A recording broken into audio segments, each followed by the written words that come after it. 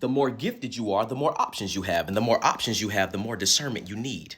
Because every good idea isn't a God idea. And just because something is good to you does not mean that it is right for you. And I need for you to be able to comprehend this concept so you can be able to differentiate accordingly. But first, let's have a conversation. Here it is. You sit here and you step into that space just because you feel like you have the capability to do so. You sit here and you step into that space just because you think that it would look good on your resume. You sit here and you step into that space because you feel like you could serve and you can do it better than the people who are currently serving in said space right now. You sit here and you step into that space without counseling with our Father first, and watch what happens. I've done it. Let me tell you what happens. You start to gain so much headache and heartache because where you sit determines what you see. You see the result. You don't see the prerequisites. You don't see the fact that you're going to have to spend long nights doing the thing, that you ain't going to be able to spend time with family doing the thing. You don't see the unorthodox pressure that comes from the thing. You don't see how so many people constantly blowing your phone up and it constantly seems like you just can't get a free second. You don't see none of that. You see the result.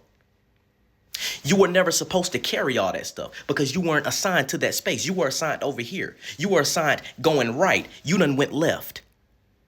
You done went left. I'm telling you what I know.